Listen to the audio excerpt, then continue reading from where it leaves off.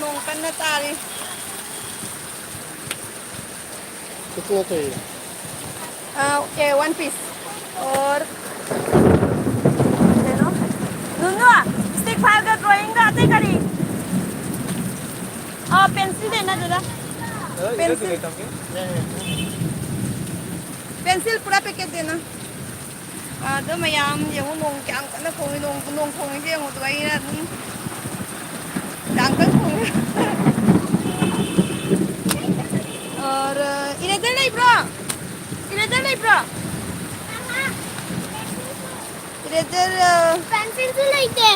Pencil लौरे अदा असिगी cover से part piece 10 रुपया तरा ताए बको अदगी कनो वो देना इरेजर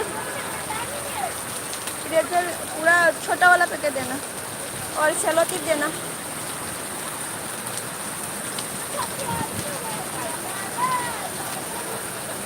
ये कैरी नहीं होगा क्या पकड़ने वाला तब तो प्रॉब्लम हो जाएगा मुझे लेकर जाने में यार नोंकना तारी ये मुझसे नोंग क्या करना ता खनो ये ना को होगी नोंग खोंगी ऑनलाइन होना ज़्यादा में चेंज करेगा अस्सी लौरे अदई मोगी ने योगा की शू ड्रेस कर मयाम लोगोदा वाली है बा अस्सी चावब्रा खंगदेबो चावबा साइज ला खंगदे माकिसे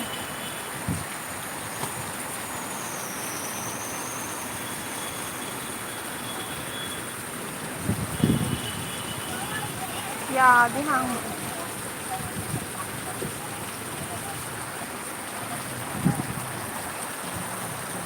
दादा एक बार खोलना इसको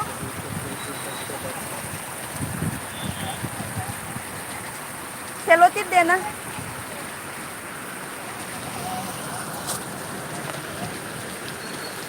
सेलो टिप को तो 10 টাকা কত ছিল দাদা 170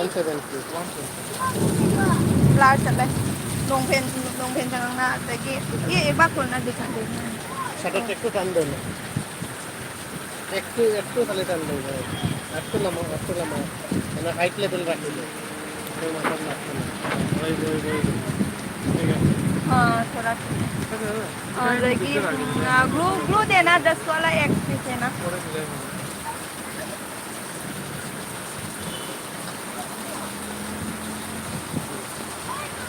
हो गया ये सब गीला हो गया मयाम कमेंट तौरती कईगीनोने नोंग ताब्रो होइने नोंग याम कन्ना तायेंगसे नोंग खुता अदाई हुदी मपान थोलैना आंगां योगा क्लास लोरगने नुंदां आई मना का यावते आंगां योगा क्लास लोरगने दोइगी मपान लोंदा थोलकवा गा दुमाइना लाइव थारैने बा चानी यंग याम कन्ना ताइनो हाय हेलो असिगी स्टिक फाइल जे अइना खंजाव अइना खनबना कुन बीमारे न खनबा दो तरा त पिरमी अदुगा दि अइगी मथौ ताबा से कइनो तामथोइनि आबा अदुगा अइना तामरि खक लौवे सिगी स्टिक फाइल जे कोइगी पोल लोरे ओइ अतै करी मथौ ताइ नुनु अतै करी मथौ ताइ मयाम थमगे नंग कनो को मोबाइल चार्ज करगन 300 Hả? 300 300 Bạc cho không rồi Đừng luôn Thế nào? Mày xa bên copy đâu việc mà không để kịp Mày xa bên copy đâu Mà Hey biết có một chuột lên mobile chuột lên mà đi nè Nó có một chuột lên này việc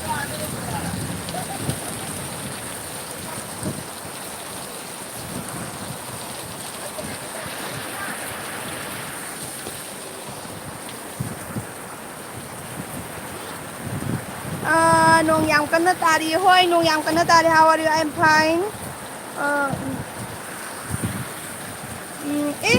nana white Hi, Anu, Sagapam, hi, hello. Yan din.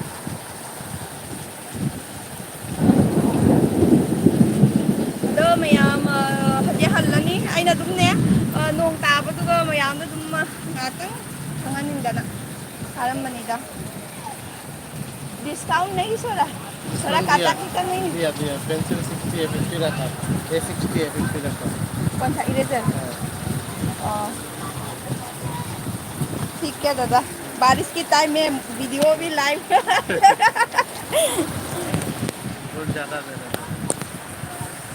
ना मयाम हती हल्लनी अलविना देवी hi hello I know वाला तदी mobile की पाई लगा चत्ता ngam ba ada सब गिला हो जाएगा na hudi halani narakani ko nung chot kanu ado iche nung marata live ne pola ai ne ba ngangi school ki project mo jomato bagi stick file jomato hai ba idi subject mo stick file jomato hai na hari ba adu ido lau kai na lai ne ba kai du no che ai hudi ka kano da taung da nung tari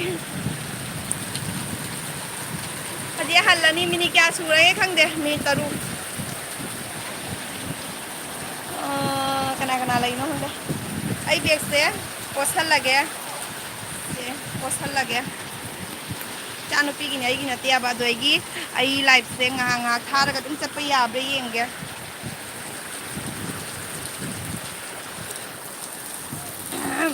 nong kan na khai sa lage Boro kiri nai ni dada? Nai. Boro kiri nai. Ay, itu drawing ko pilaw na ba? Nanggi karigi. Drawing ko pilaw. Ana nga maki drawing lai pro. Drawing ko pilay pro maki. Na mathaw ta de school la hai daga law ni. Aha. Amo na sa tapi daw. Ay, drawing ko pilaw ite. Lai ta sunu ko na law ni mama. Ado mayam. Nong tari ko yang halagya. Sepilo na sepilo. Kung kano. Ocho lang. Ito sila? Ano, tayo no? Ika. Hangde. La. Ay, puta na yun. Kaya gising sao na.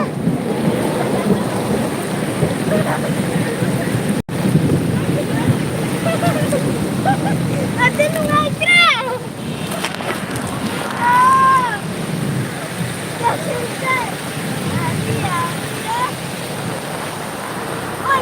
Sing sao nè.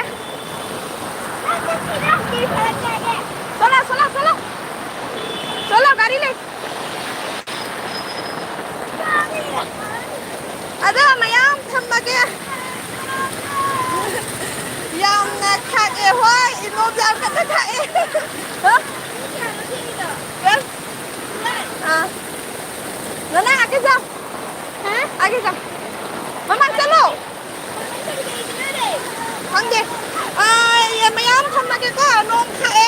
Adegi chat pa sa mobile so la koi na na ta hoise ko.